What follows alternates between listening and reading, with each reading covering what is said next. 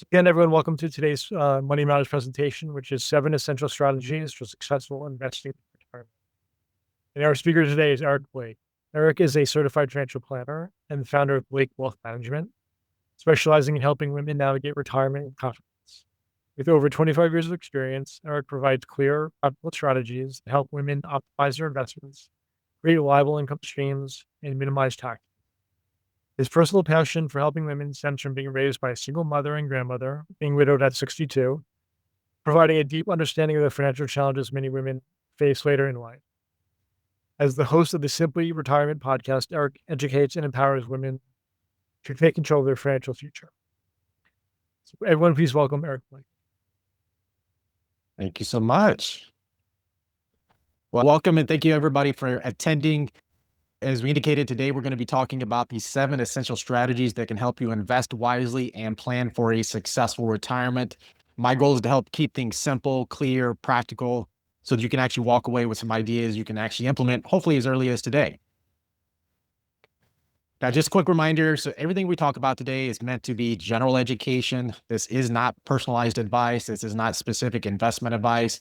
You want to make sure that you talk with a financial professional who understands your specific situation before making any big decisions. Also, you may want to talk to your tax advisor if you have any specific questions about the tax implications of some of the strategies we're going to talk about.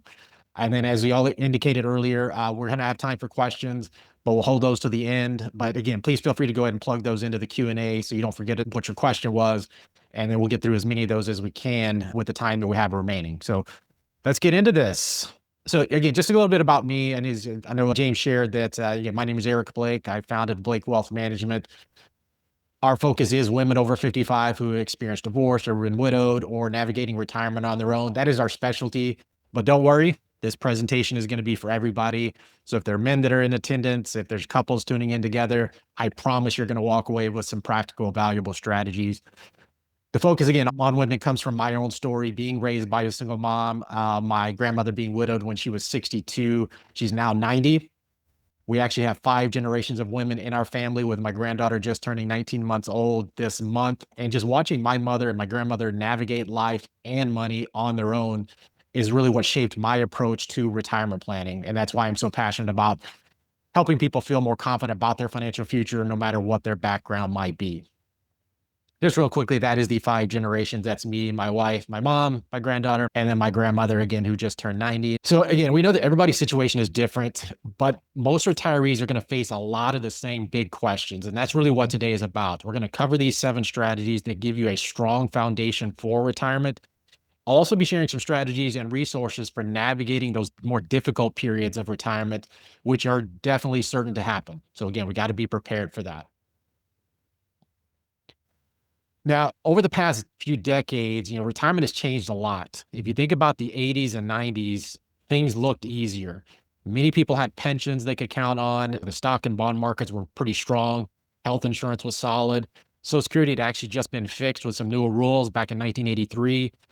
And even government bonds were paying 8 to 9% interest, which meant you might be able to take out 4% to live on and still have another 4% for your later years. Then we fast forward today, and the picture looks a little bit different. Pensions are gone. Interest rates have been swinging up and down in ways we haven't really seen in many, many years. The stock market has had several big downturns just since 2000, including some of the worst in history. And we've been dealing with the highest inflation rate in 40 years. This just a couple of years ago, we saw skyrocketing prices. We've also got rising healthcare costs. And now, again, we've got ongoing worries about Medicare and Social Security. I'll touch on one thing here. We're focused on investments. 1983 was the last year that we had a big revamp of the Social Security system, and there were very similar circumstances to what we're seeing today. And that's when we saw the retirement age increase to 67. So again, we'll have time for questions at the end, but feel free to ask any of those types of questions you might have concerns about around retirement planning, because really the key point is this: a successful retirement is still possible. And that's what we're going to focus on the rest of this presentation. Now, the problem with this 24/7 news coverage that we all experience is that it incorrectly encourages you to focus exclusively on your portfolio or on your investments rather than what will make a real difference in your life, and that's your financial plan. So we start thinking about building a financial plan. The first thing we want to do, we actually want to start out with defining what your purpose is. What matters most to you in retirement? What matters most to you in life? Then the plan itself. Think of this more like your roadmap or maybe like a flight plan that's going to help you go from where you are today to where you want to be in the future or where you want to be in retirement. Then comes the portfolio. Your investments are not the plan. They're just the tool that's going to help you carry out the plan. So if you think about it this way, your retirement income plan or your financial plan is more, again, like that flight path, and your portfolio is the plane that helps you get safely from point A to point B. We can't just hop on a plane and take off, because if you don't know where you are or you don't know where you want to go, it makes it pretty tough to get anywhere. And if you don't know either, you might just end up being stuck walking. And it's, again, a very difficult journey.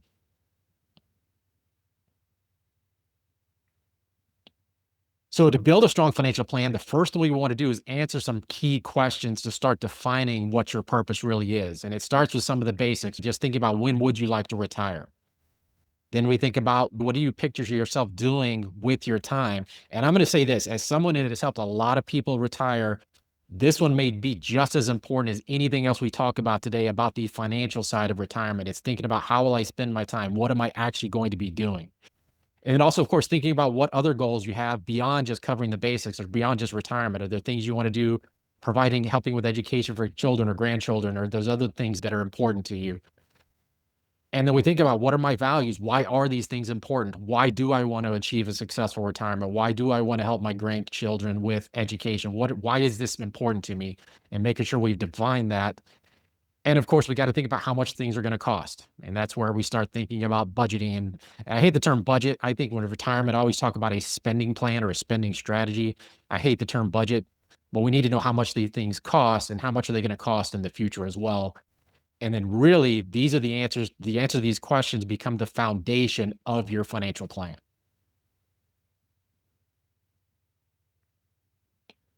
So again, financial plan is strategy one. Now we get to strategy two, and that's understanding the true objective of a retirement portfolio. Because whenever I ask soon-to-be retirees what their number one fear is in retirement, and this doesn't surprise, I'm sure this won't surprise you at all, but the most common answer is going to be, I don't want to run out of money. And again, that sounds relatively straightforward, but there is a problem with that response.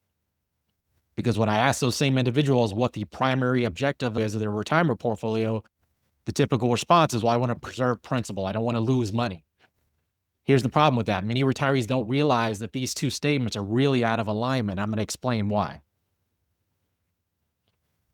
Bottom line is, people are living longer, and that changes how we need to think about planning for retirement.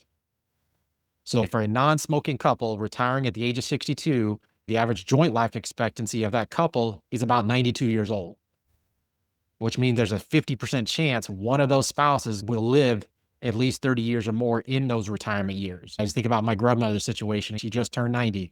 This is exactly this case scenario. My grandfather passed away in his 60s. She's now in her 90s.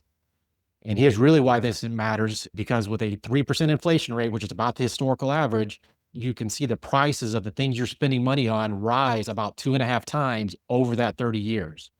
So you think about just a box of Cheerios. If that box of Cheerios cost you $5 a day, that could be $12 or more by the time you end your retirement years. And of course, we've really seen the impact of inflation over these last few years.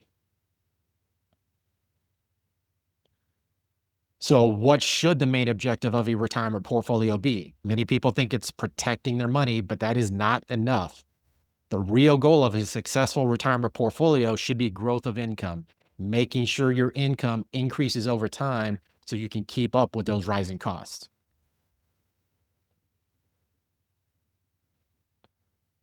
So now let's talk about risk a little bit. Because there's no doubt that the short-term market volatility, these ups and downs we might see, can be really scary. And again, that's also what we see in the news. But in many cases, it's this fear. This fear is going to be exacerbated by thinking about your retirement portfolio all wrong. And this is, again, when we think about risk, how should we be looking at the risk of our portfolio? Because most of us are used to looking at a portfolio risk in what's called, I would call, a traditional view.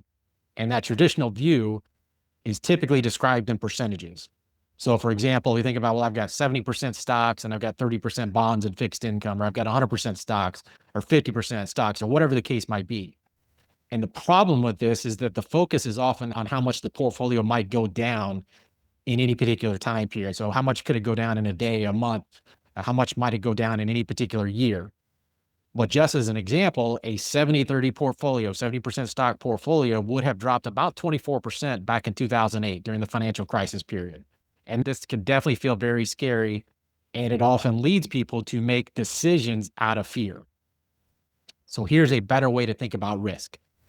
And that is focusing on years of income. So here's how this might work. Let's say, for example, you want to take 4% of your portfolio, you want to withdraw 4% of your portfolio each year to live on. And again, let's say you've got 30% of your portfolio in bonds or fixed income, more conservative stuff. So we take that 30% and we divide it by our 4% withdrawal rate. That's about 7.5 years of income set aside out of the stock market. And why that's important is because that buffer gives the stock portion of our portfolio time to recover when we do go through these market downturns before you might have to sell something. So I want to walk you through how this looked during that financial crisis period. So we're going to look at one of the toughest periods in recent history, again, that financial crisis, and actually how this played out. So you think about October 2007, that's when the market reached its peak before the crisis actually began. By March 2009, the S&P 500 had fallen more than 50% from its peak. But then by March 2013, the market had fully recovered back to its previous level. So let's go through that one more time. So 2007, we saw the peak before the financial crisis. Then we saw the market bottom in March 2009, and then full price recovery in March 2013. So during the second worst bear market in US history, the time from peak to full recovery was about 5.5 years, and this doesn't include dividends. So let's go back to our example here of thinking differently about risk. So if we think about reframing risk and things in terms of years of income, the worst market downturn since the Great Depression took 5.5 years to recover. And for many, that is the best representation of worst case scenario. But again, using our example of 7.5 years of income, that was enough to get us through it. Through what many living today and many people on this call, that's probably the worst market in your lifetime. But if you had a big enough war chest, and that's what I call it with our clients, if you had a big enough war chest, we got through it. It was scary as hell. And there were times I was worried going through it myself, but eventually we saw the light at the end of the tunnel and we were able to make it to the other side. So thinking differently about risk. So here's the simple question to set up your plan. How long would a market downturn have to last before you need to sell stocks to maintain your lifestyle? And really what our job is as we build your plan is to balance your comfort level with what you need each month to live on. That's where the rubber meets the road. And that's how you can determine how big your war chest needs to be.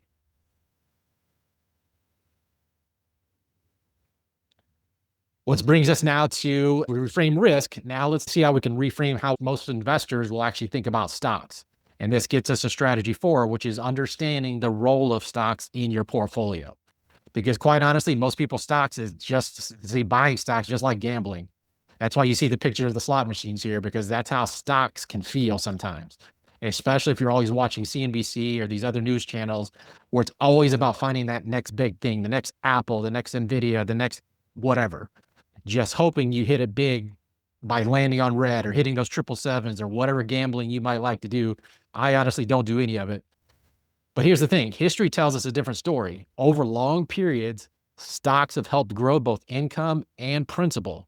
They aren't just like gambling when you look at the decades of results. And on the next slide, I'm going to walk you through a simple 30-year story to show you what this looks like. So let's look at this simple 30-year history here. So we look at 1993 to 2022. And we want to see why stocks are so important to our portfolio for retirement, or any portfolio, depending on what your goals are. So let's use just a basic example. Let's say we're just going to start with $1 million and we're going to put 75%, $750,000 in the S&P 500 index. And then we're going to put 25% in bonds. And just for a quick explanation, in case there's some younger investors or maybe you are just really getting started, the S&P 500 would be a pretty typical representation of the stock market.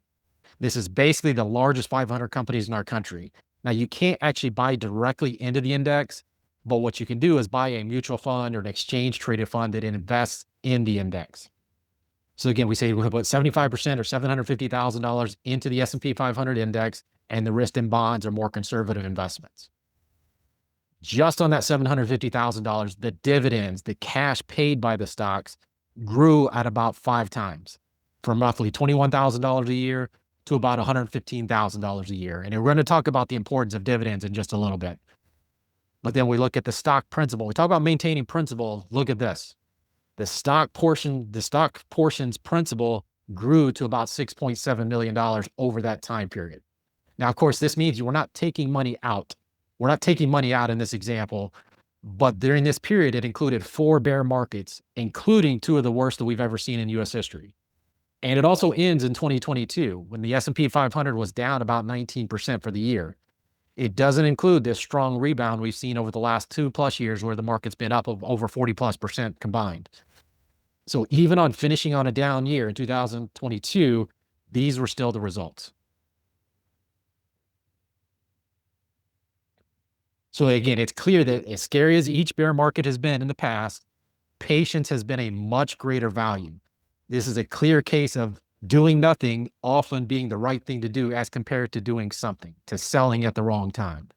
So if you recall back from strategy 2, if the primary goal of our retirement portfolio is to provide a growing income that meets or exceeds inflation and to actually grow our principal if possible, a portfolio that consists of dividend paying stocks and then with our buffer of lower risk assets for our years of income, that is one way we might be able to accomplish this goal. So here's the big question for you. How might you now consider investing your portfolio with this knowledge, with the understanding of how stocks have historically performed? How does that change how you might think about how you want to invest your money?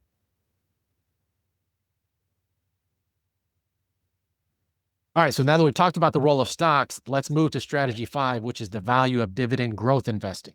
Again, for a simple definition, let's talk about what a dividend is. So when you buy a stock or you buy a stock fund in your 401k or in your IRA, you become an owner of that company. And if that company earns profits, it may share some of those profits with the owners, you included, as a dividend.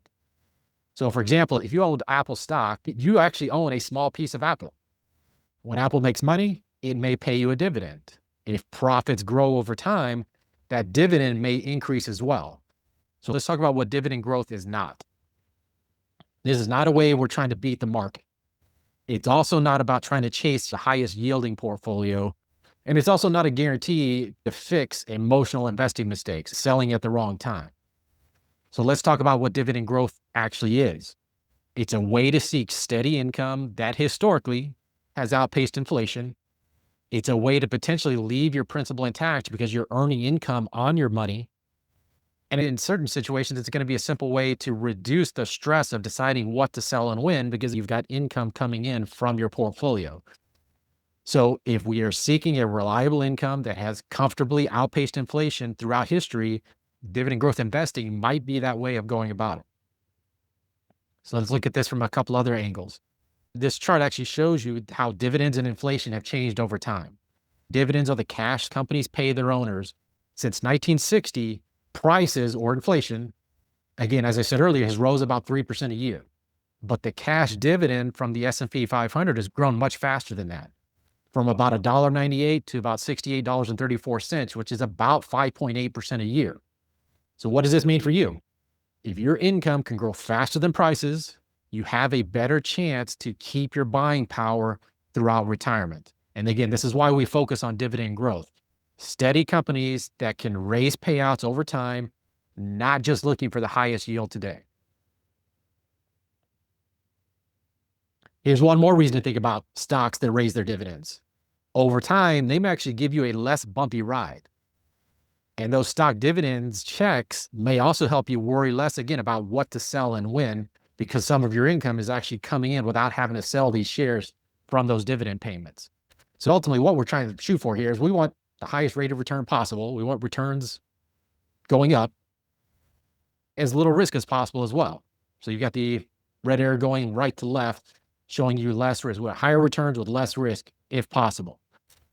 So if we look at these dividend growers and initiators, companies that are growing their dividend and raising their dividend over time, as compared to these companies that don't pay dividends, obviously you can see the difference here. Because really what we're looking at then is we've got dividend growers and initiators have often landed kind of in that sweet spot with higher returns and less risk.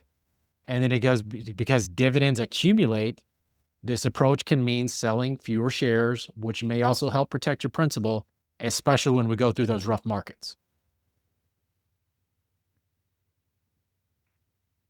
Last thing on dividends before we move to our next strategy, and that is the power of compounding. When you reinvest your dividends, you buy more shares. The next time you earn more dividends, you get more, you're making dividends on more shares. Then it repeats over and over and over again. It's a tremendous cycle here. That's your money making more money over time. And you can see just by looking at the price of stocks is only part of the picture. Ignoring the dividends can make a huge difference, as you see here by comparing just the price of the S&P 500 versus the total return, including reinvested dividends, going back to 1960. A significant difference if you're able to reinvest those dividends over time.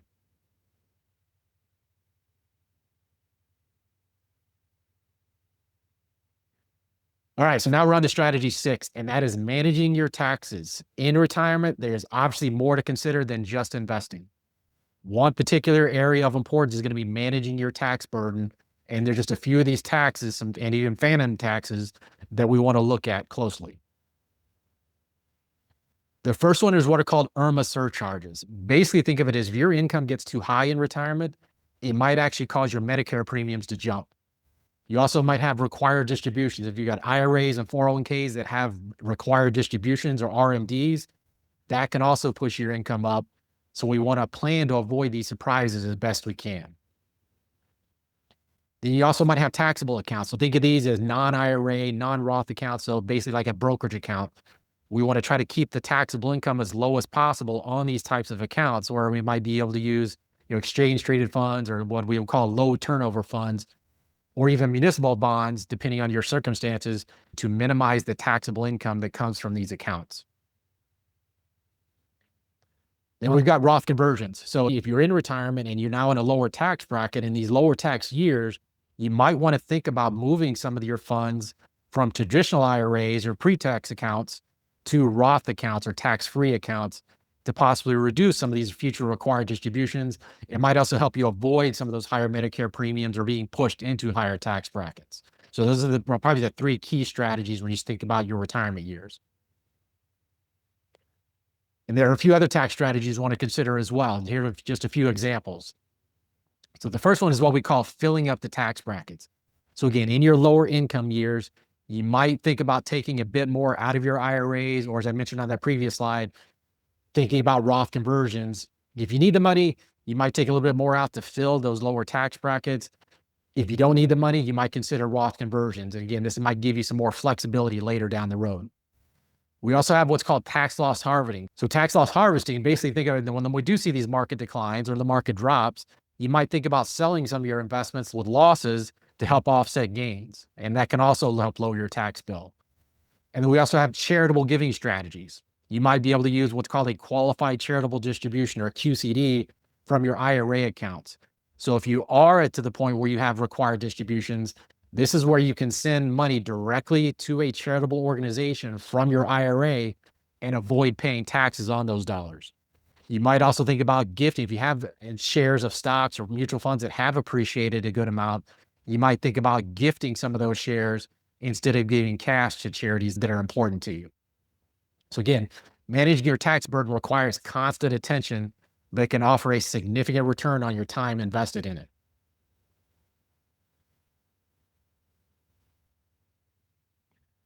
So then, of course, we now have this new tax law to discuss as well. And I've outlined just some of the key provisions, some considerations and strategies that might impact those of you that are joining us today. I just want to touch on a few of these. You can look through those and see what might apply to you. But the first one to be aware of is that the tax brackets, the 2017 Tax Cuts and Jobs Act brackets, are now made, quote unquote, we'll call them quote unquote permanent. Again, they could change in just a few years, but for now, they are staying the lower rates that we've had for the last few years. There's also now this new age 65 plus bonus deduction, a new $6,000 deduction only from 2025 to 2028. And it phases out if your income is above 75,000 if you're single, or 150,000 if you're married. It can actually be completely phased out if you make too much above a certain amount. We also have now the Social Security taxes. Benefits are not tax-free. There was some confusion around what was going on with that.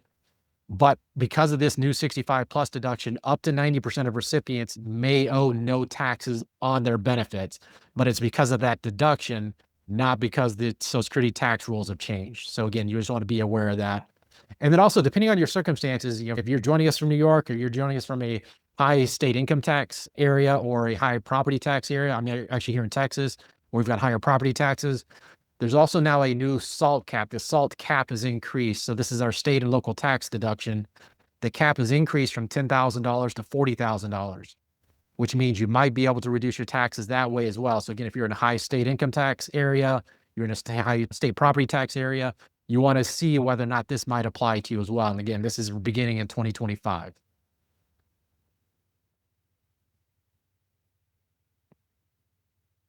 All right, so this brings us to our final strategy, and that is strategy 7. And this is more of a question, and that is, should you work with an advisor? As you probably expect, my bias on this topic is probably pretty obvious.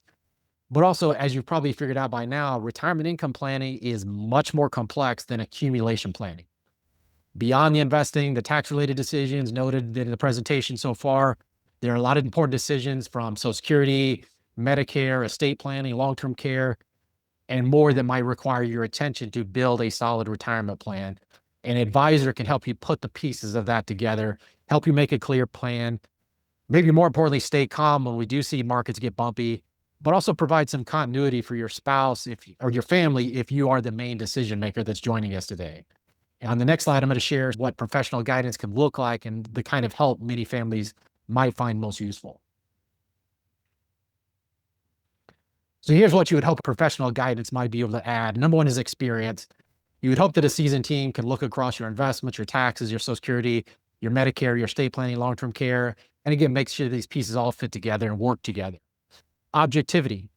Again, when we see markets get noisy, you want to get calm, evidence-based advice to avoid making emotional decisions. Anytime you make emotional financial decisions, they're almost always the wrong decision. Touched on this just a little bit ago, but continuity as well. If you're the main decision maker today, a trusted advisor, trusted partner can help support your spouse or your family if they ever need help later. Again, the big idea here is that you want steady guidance to help you stick with your plan when it matters most.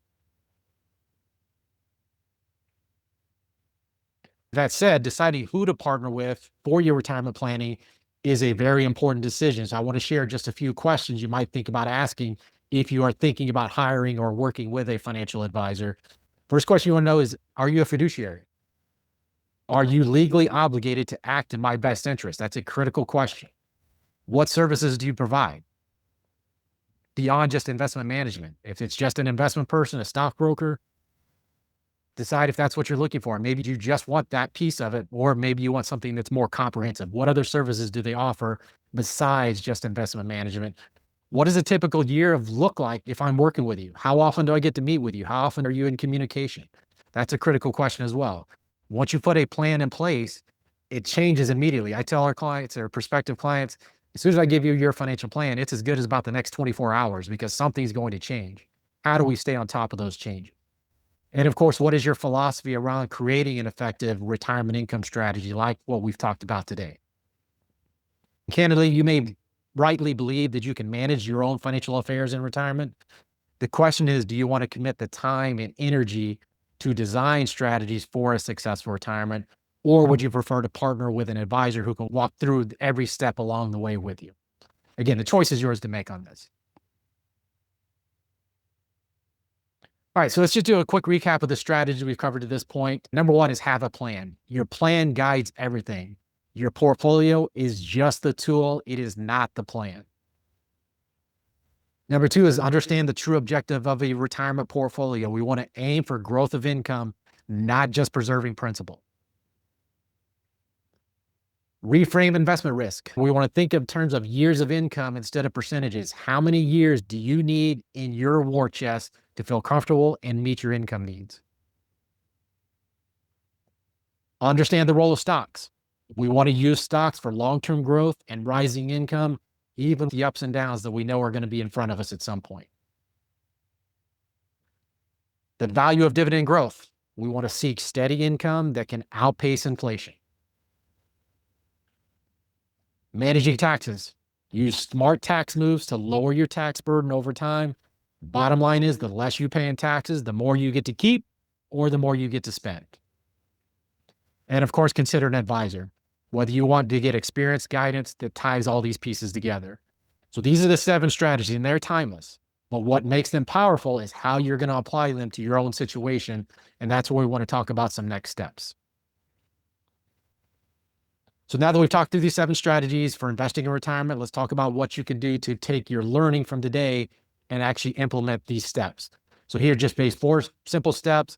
Number 1, seek professional guidance. If you think that's a direction you want to go, talk with a trusted financial planner, retirement coach, a group like Savvy Ladies. If you're just getting started and you're not sure where to go, Savvy Ladies is a great resource for that. Develop your plan is number 2. Write down your goals, your income needs, how your savings is going to support them. And then implement. You got to take action. None of this stuff we've talked about means anything if you don't take action and put your plan to work. Set up your accounts, automate your savings, organize your investments, your taxes. And again, maybe the most critical piece all around is review and adjust. Check in regularly. If life changes, your plan should adjust with it. And again, this is just a reminder to take action. The best time to start was probably several years ago. Second best time is today. You don't need a perfect plan to begin. Take one small step. Just check your spending plan. Set aside a few months of cash for your cash needs, an emergency fund if that's where you're at. Schedule time to review your investments and your taxes. These small steps will add up, and starting now will give you more time to actually start working for you. If you do have questions or you need help with resources to help you with your plan, feel free to reach out and contact me. I'm happy to help in any way I can. You can also find me on social media through Eric Blake CFP. That's through most of Facebook and LinkedIn and so on. That's where you can find me. You've got my email address up there. We actually do have our Simply Retirement podcast, where we talk about a lot of these topics. We've got the YouTube page. And again, Savvy Ladies is a tremendous resource. If you, again, just trying to figure out what's the best place to start. Savvy Ladies is a great way where they provide education for women through financial knowledge, a free financial helpline, and different programming that they offer. A tremendous resource if you're just trying to figure out what's the best next step to take. I'll also share, this is a webinar we actually have coming up this coming Tuesday, August 26th, 6:30 p.m. Central Time, where we're going to be talking about the key provisions of the new tax law, focusing primarily on what the impact will be on retirement, but we're going to cover a lot of the other provisions as well for business owners and some of those areas. So you can actually go directly to our website at blakewealthmanagement.com/OBBBA, or just scan that barcode if you'd like to learn more and register for that. Again, it's going to be this coming Tuesday, August 26th at 6:30 p.m. Central. It is going to be online. So we'd love to have you join for that if you are interested in that. And last thing is just saying thank you for your time and attention today. We covered a lot about investing for a successful retirement. Again, the most important step is simply to start. Think about your money, your lifestyle goals, and your healthcare needs as you plan. Put all these pieces together. Hopefully these ideas will give you a strong starting point. Again, everybody is different. So again, think about whether you want to work with a financial or legal professional, a tax advisor to start building a plan that fits for you. I am wishing you confidence, freedom, and fulfillment in the next chapter of life.